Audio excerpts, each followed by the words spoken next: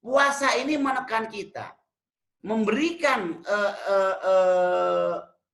kesejukan hati kita agar jangan berprasangka buruk kepada orang lain. Maka saya kembalikan itu, wa niyatu amalun min a'malil qulub wa nutqu bil lisan talaffuz riayah murafiqatul qulub. Jadi niat itu pekerjaan hati, adapun talaffuz cara kita mengungkapkan, membantu hati itu dengan ucapan kita di lisan. Usolli fardhal maghribi salasa rakaatin, itu membantu kestabilan niat kita dalam hati.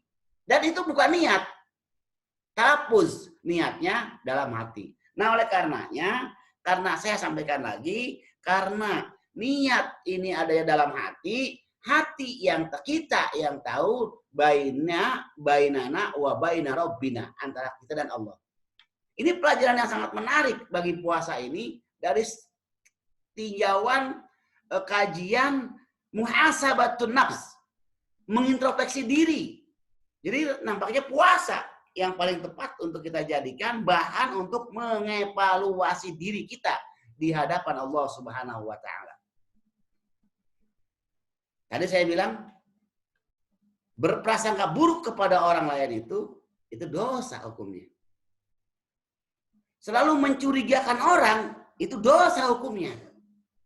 Maka kita selalu berpikir positif kepada orang agar kita bisa menjadi penguat hati kita untuk berpikir positif. Jadi waniyatu amalun min a'malil qulubi wala yashtaratu fiha an-nutqu bil lisan wa yakfi hudurul azmi biha fi sarirah. Fa 'an Rasulillah sallallahu alaihi wasallam qala innamal a'malu binniyat. Jadi karena hati itu fungsinya untuk niat itu pekerjaan hati, talaffuz biniat itu hanya membantu kestabilan hati agar yakin kita itu niat dalam beribadah kepada Allah Subhanahu wa taala. Wa niyatu yajibu an takuna min ahliha ay minal muslimi nafsah. Is anna ghaira muslimi laisa ahlan liniyah. Wa ala dzalika fa innal haidha wan nufasaa laisata ahlan lisyami asna'a uzrihima lianna Allah ta'ala qad harrama alaihima as-saumu khilala haidi au an-nufasai rahmatun bihima min khilalil haudi awin nifasi rahmatan bihima. Jadi pertegas lagi bahwa niat itu wajib dilakukan oleh pemiliknya.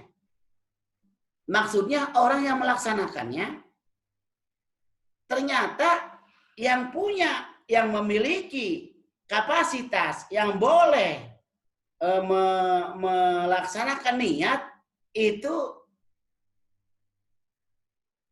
orang muslim.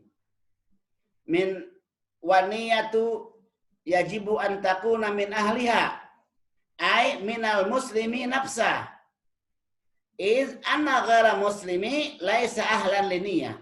Kita dalam beribadah itu yang beriman kepada Allah, beriman kepada Rasulullah, yang dicap sebagai seorang muslim, maka niat itu menjadi tempat pijakan dalam beribadah bagi orang muslim. Kalau orang non-muslim itu bukan ahli niyah. Kenapa bukan ahli niyah? Ya karena dia tidak percaya dengan Allah melalui Al-Qur'annya, dengan Rasul melalui hadisnya.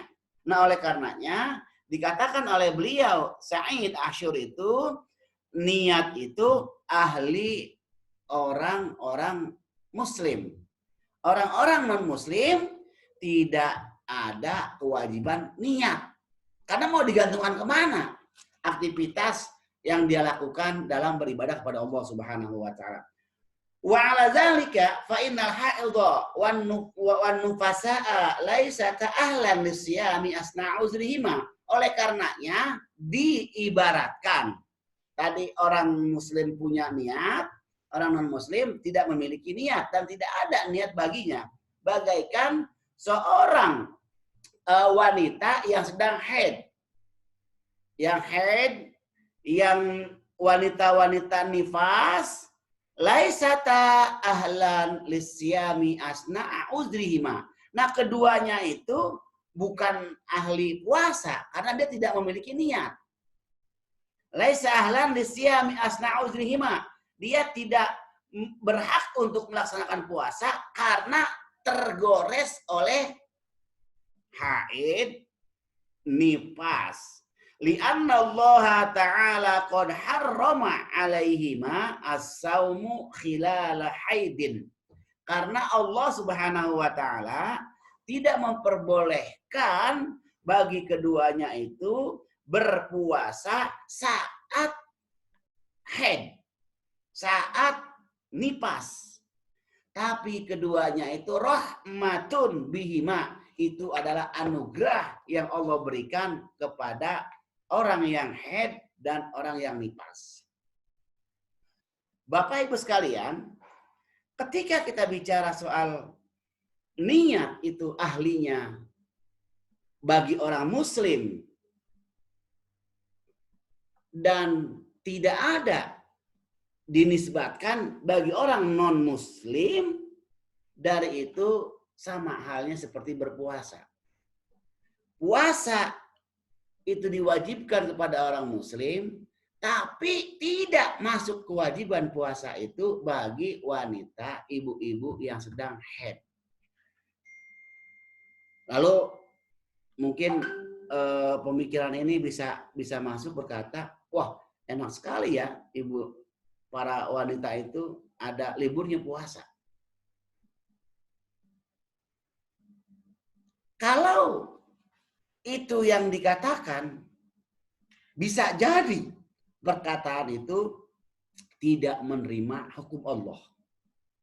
Maka wanita yang haid, walaupun ia tidak berpuasa, tapi tidak diperbolehkan bagi wanita itu makan sembarangan di siang hari Ramadan saat orang lain berpuasa. Ini mentang-mentang wanita ini tidak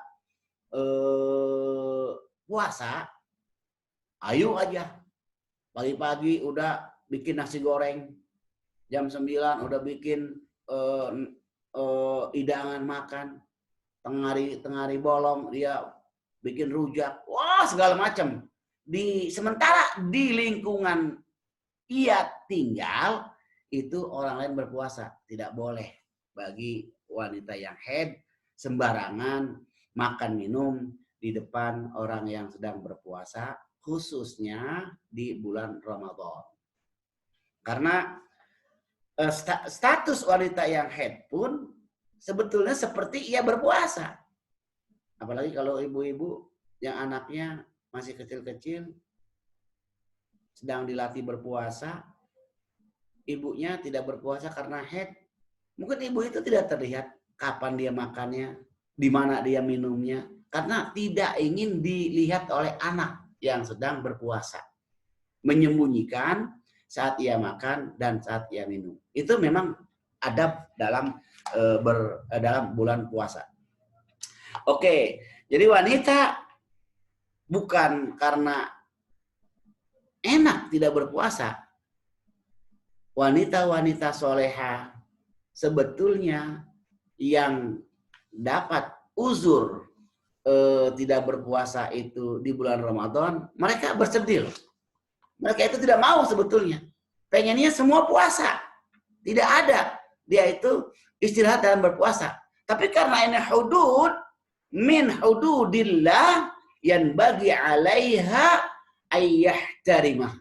Karena ini sudah batasan hukum Allah, ayo. Mau tidak mau harus diikuti. Ketika wanita haid tidak boleh berpuasa, wanita-wanita yang sedang nifas tidak boleh juga berpuasa. Itu adalah rahmat yang diberikan Allah Subhanahu wa taala, yang dimuliakan Allah Subhanahu wa taala bagi ibu-ibu yang sedang haid dan ibu-ibu yang sedang masa nifas. Waniyatu fi saumi yata'allaqu biha amrain awwaluhuma fi waqtiha wa saniyahuma fi kaifiyatiha famin haisu waqtin niyyah faqad ittafaqa al-mazahibu al-arba'atu anna waqta iqa'iha min ghurubi syamsi ila tulu'il fajri ma'ada al-hanafiyatu alladzina yarawna anna waqta niyati mumkinun ayyam tadda hatta muntasifun nahar falau nawa as-shaimu sauma yaumi ramadhana fi hadhil awqat ay al-lailu wal fajru wan naharu ila ma qabla zuhri biqalilin sahhat niyatahu. Oke. Kita kembali tentang bagaimana urgensi niat dalam beribadah itu sehingga dinisbatkan tidak sah orang beribadah tanpa niat. Niat itu amal aktivitas hati, bukan aktivitas lisan. Jadi kalau kita bilang saya niat puasa nih, itu nggak masuk. Itu lisan itu. Talafuz. Tapi yang dimaksud oleh ulama-ulama fuqaha dalam berniat itu, coba rujukan. Ada di Safinatus Saja, ada di Fathul Qarib, ada di Fathul Mu'in, ada di Kaifiyatul Akhyar. Dalam banyak referensi buku-buku fikih yang mengatakan anna niyata amalun min a'malil qulub, bahwa niat itu pekerjaan yang dilakukan oleh hati, bukan dilakukan oleh jawarih kita. Adapun ucapan kita dalam meniat itu membantu hati agar kita fokus dalam melaksanakan ibadah, diperkuat oleh lisan kita, namanya talaffuz, diucapkan.